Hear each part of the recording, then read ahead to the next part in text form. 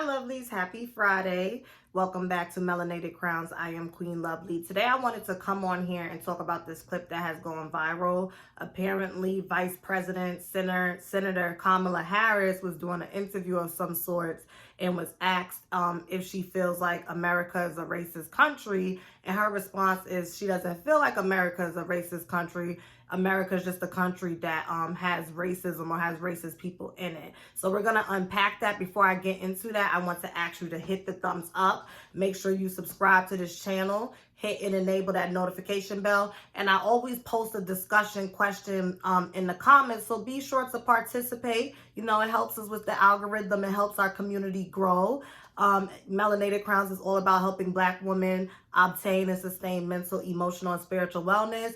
And I do that by, giving spiritual messages, which are my melanated motivations, as well as doing commentary on topics that interest you and drawing parallels of spirituality and entertainment. Okay, so if that's something you're into, stay right here and subscribe to this channel.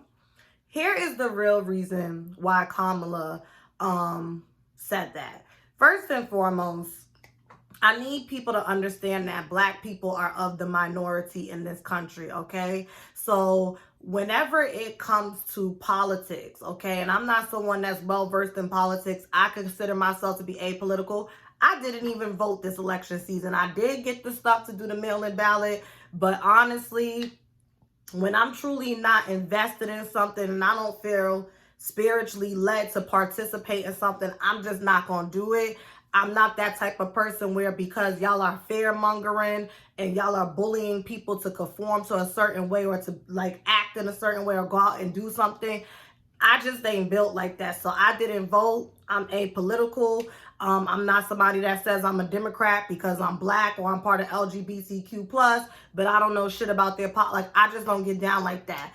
I do want to get more involved in local elections because those are things that affect us, statewide, citywide, and so on and so forth. But as far as president stuff, that just does not pique my interest. So I did not even vote. Okay, but this is the thing, okay?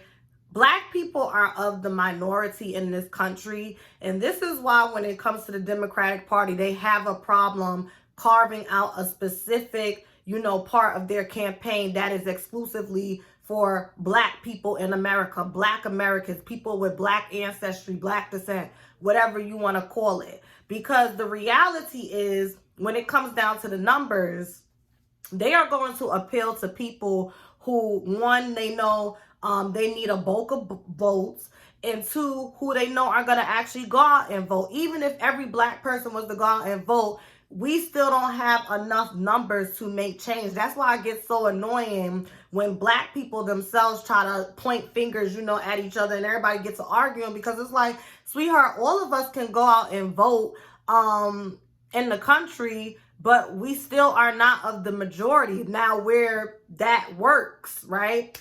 Where that works and where it could work in our favor is, if I'm not mistaken, my numbers could be wrong, but a great majority of people in this country don't even participate in politics. That's across the board. A great majority of people don't even participate in politics.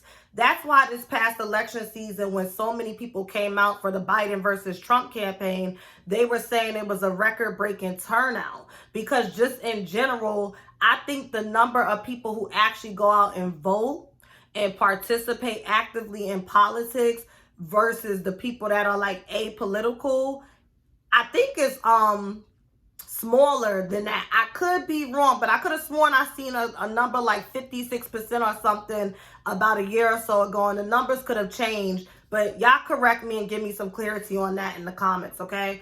So yeah, when it comes to them passing certain things like LGBTQ+, right?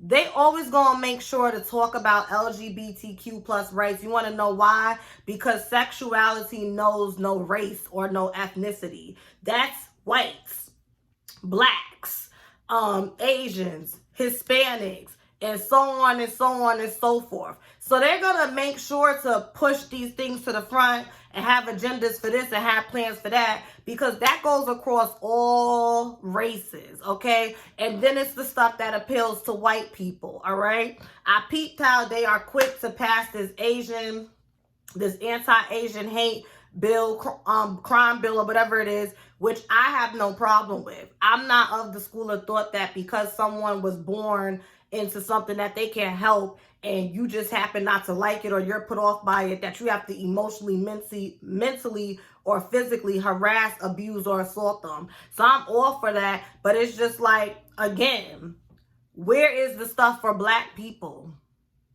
Where are the bills and things that benefits black people? Where is it? You know what I mean? So now jump ahead, and Kamala Harris says what she says. This is why, and I understand because not too long ago I was one of these people. This is why it is important to specify that she is a biracial person with black ancestry, and she is not just the first black female president.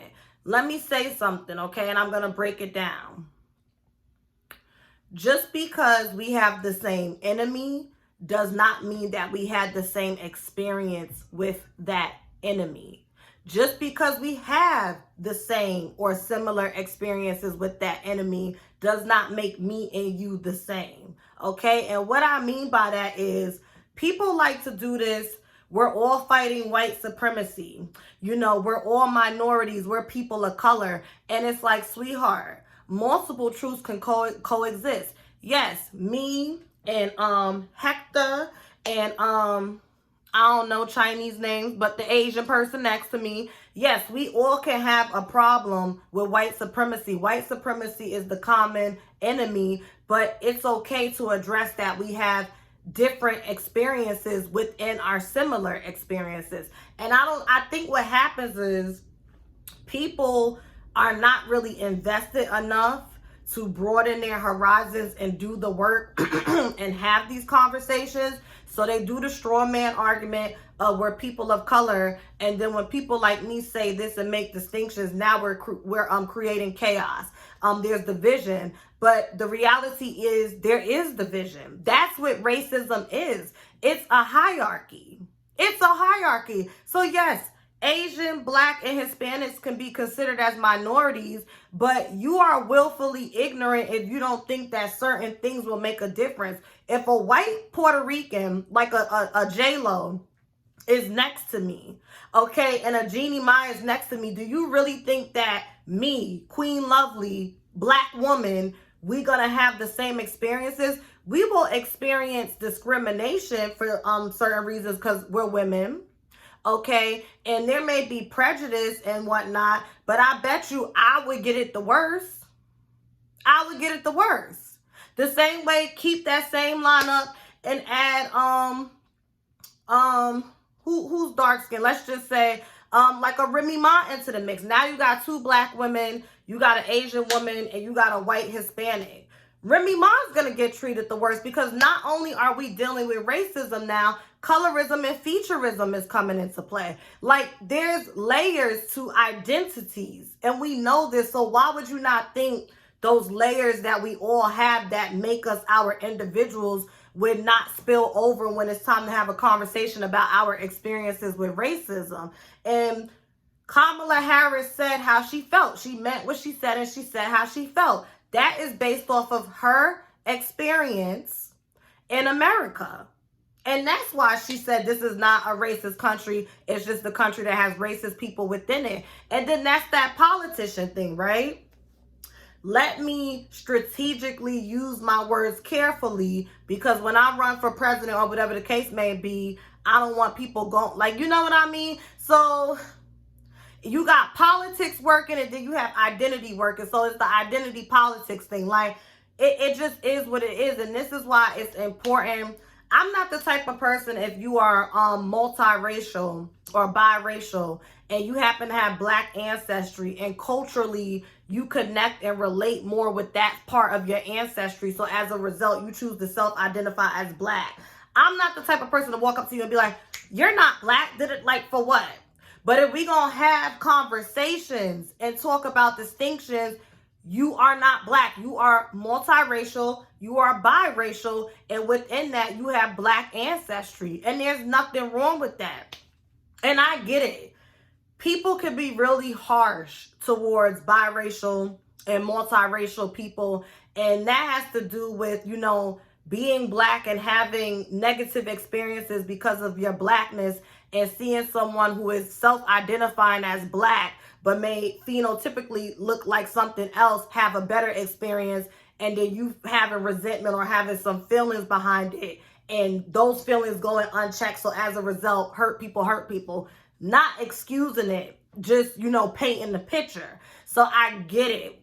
Then that biracial, that multiracial person walks through life with a chip on their shoulder. Every time somebody brings something up, even if they don't have negative intentions or intentions to exclude you or make you feel less than, they jumping down your throat. So it's this cycle of people with unchecked trauma due to their experiences as a byproduct of something they can't help, walking around having these conversations, and that's why we never get anywhere. There's nothing wrong with saying that distinction, and I wish black people would just learn that, because if you would, you won't be surprised when Kamala Harris, who's a biracial woman with black ancestry, says that. I'm not surprised. I'm not mad.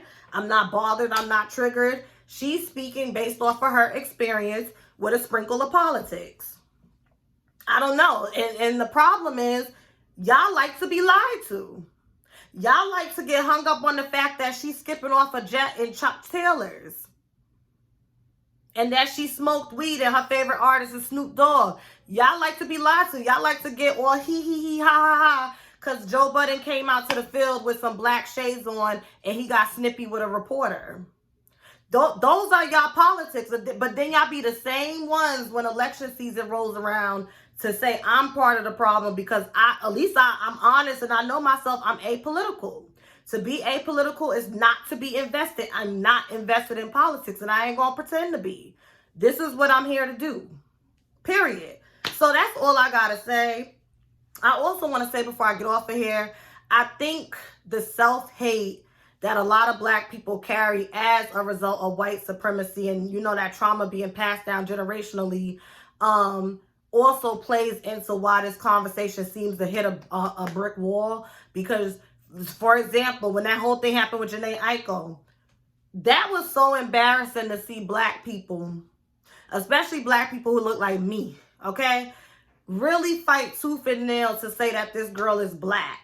And the only reason why y'all do that is because if Jhené Aiko is black and someone who has the westernized European desirability factor, if she's black and they desire her, then they desire me because I'm black too. And a lot of people think like that. So I just want to leave y'all with that. Thank you so much for chilling with me on this Friday. Hit the thumbs up once again. Make sure you subscribe and hit and enable that notification bell. And please comment below and tell me what you think. And if you're a little shy, just drop a crystal ball. Like I said, it helps for the algorithm. But I also love to read your comments and see your perspectives. Bye.